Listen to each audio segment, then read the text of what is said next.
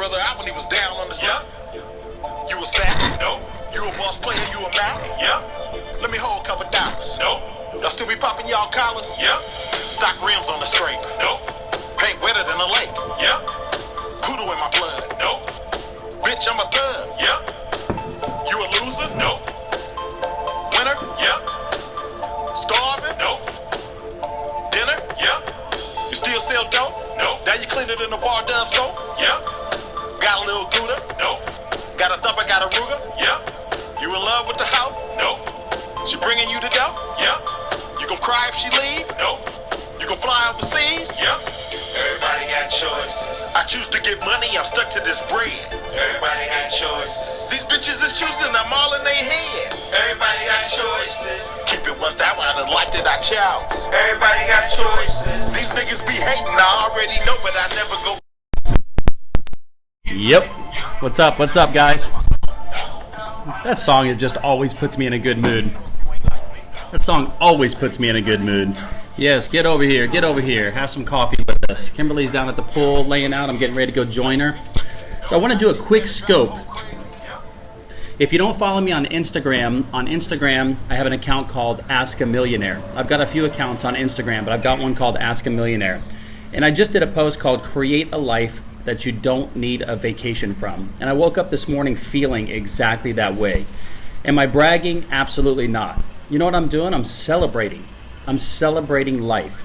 And those that are envious, those that are jealous, those that are negative, think that some people's celebrations in life are bragging, when in reality, they're just celebrating their life. And if you can't handle it, that's a sad day for you.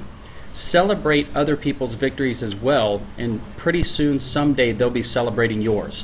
Today I want to talk about something that is very simple, financial planning 101. I'm not a financial advisor. I'm an entrepreneur, and over the years I've learned a lot about financial planning, and learning how to take advantage of deals is one of the major benefits of being financially independent. And I'll give you a perfect example today as I'm sitting here conducting a transaction this morning for a relatively small amount, but the principle of it remains the same. Even when I bought my Bentley and I paid $150,000 because I paid cash as opposed to $160,000. That saved $10,000, almost $1,000 a month over the course of 12 months. $10,000 because I was able to pay cash. People in the real estate business know that cash wins deals and can potentially save you sometimes even millions of dollars. But let me give you just a small example of how you can put yourself in why you want to put yourself in a position to win in life financially. All right. Once again, I will go on record saying that money doesn't make you happy. Being a millionaire is not the only thing in the world to be, but there is a certain level of confidence and a lot of things that you can do when you're financially independent in your life. So here's one little example, okay? So in Nashville, both Kimberly and I go to this boot camp place called Barry's Boot Camp. It's an awesome workout. So it's an hour workout, circuit training, treadmill, and then on the floor. And the classes are normally $23 per class. $23 per class. Well, over Christmas, for today, tomorrow, and the next day, they're running a special. And you can buy an unlimited amount of classes that will not expire for a year for $14. $14.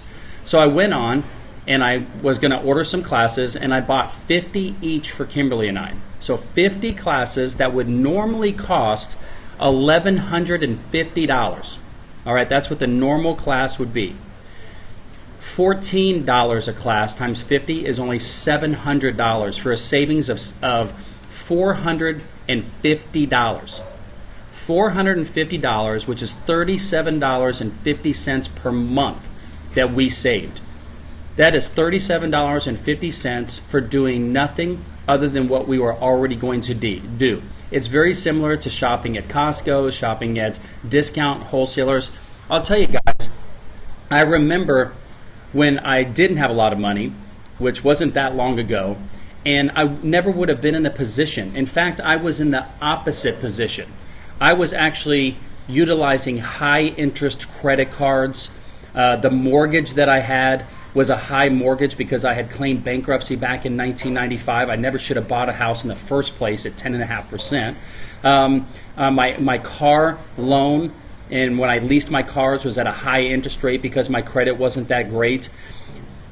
It is such a different swing of the pendulum when you put yourself in a position to win financially, the advantages that you get to take advantage of in your life. It is absolutely, it's just something that just boggles my brain sometimes.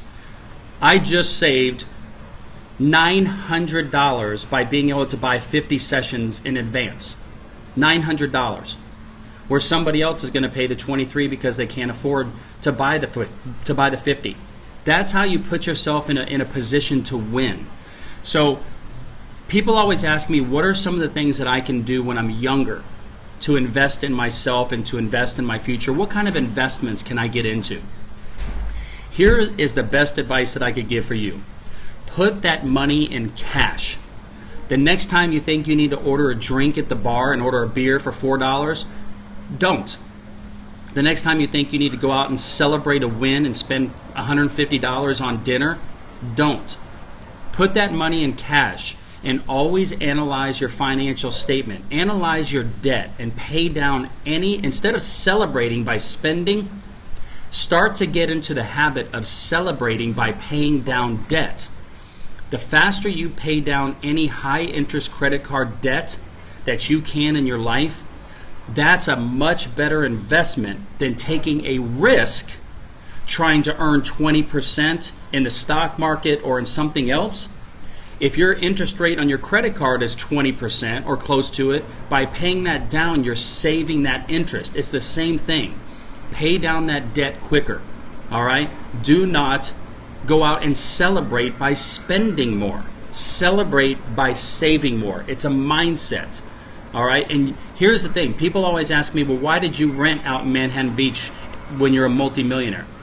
Because I didn't want to overextend myself.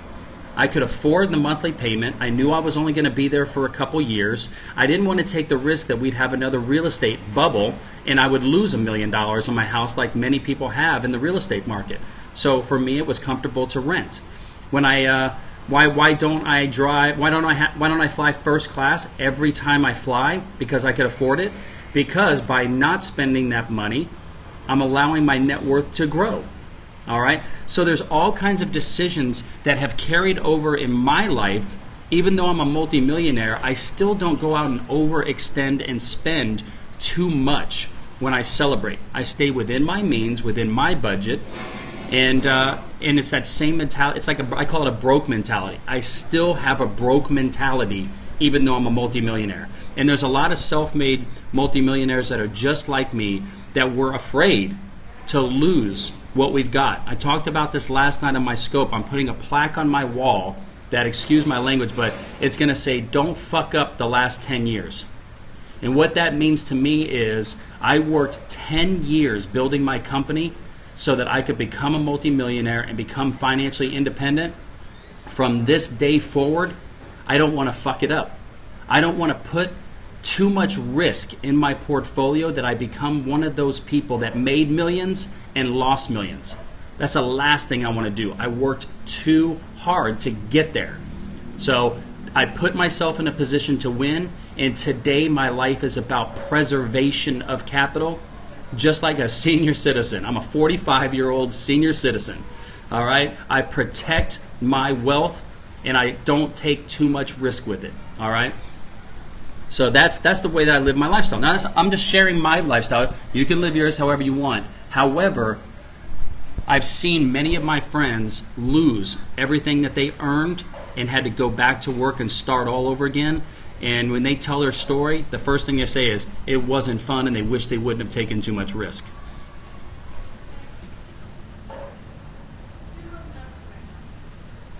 For those of you that don't know who I am, if you guys have shared the feed and some of your followers have come in the room, my name is Sean Thomas. You can go to my website, SeanThomas.com, and read my bio to figure out who I am.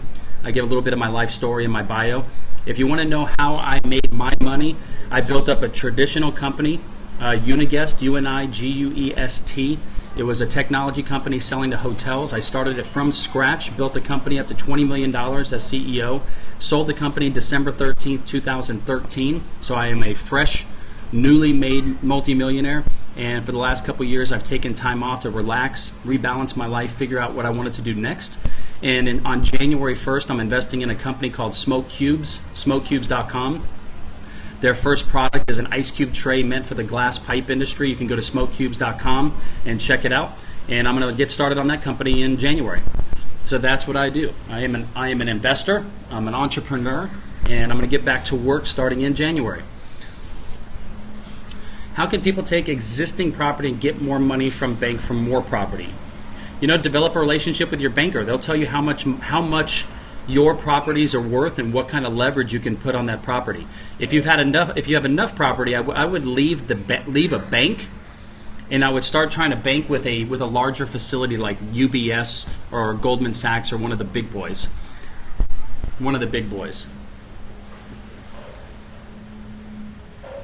There's nothing hard about having real money. There's nothing hard about it at all. Darkness, I've got a girlfriend, but I appreciate it. Thanks. How do you withdraw $150,000 cash from the bank?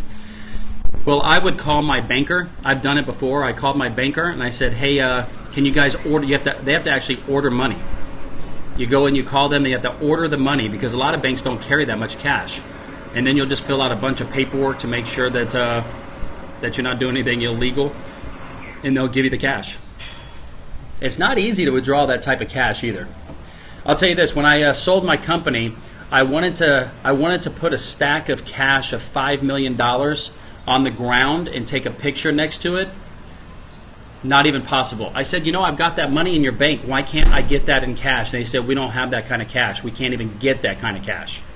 I was like, I want to be like Dan Bilzerian and have a big old stack of cash like that. And they're like, we can't do it. I called UBS. I called some of the big financial institutions, and I said, listen, if I wire this cash over, can you guys make it available? And they're like, nope. I was like, that's a bummer. That's a major bummer. Whenever I go in and try to just take out $20,000-$30,000 in cash, they still are like, Mayor, this one's not going to be on catch, no. This will be up for 24 hours.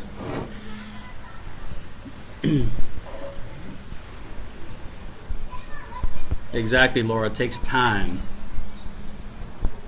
Exactly, Plato. What's something detrimental that people don't realize that they're doing? Wasting time. Wasting time. When did you understand that you have to do something? Man, I've always been passionate, determined to succeed ever since I was a little kid. It wasn't one instance that broke it for me, that got me out of that chain. I was like a lot of you. Maybe not all of you in this room, but I was like a lot of you. I was looking for someone else to give me the answer. I wanted someone to give me that secret pill. Let me in the secret society of the successful and the rich.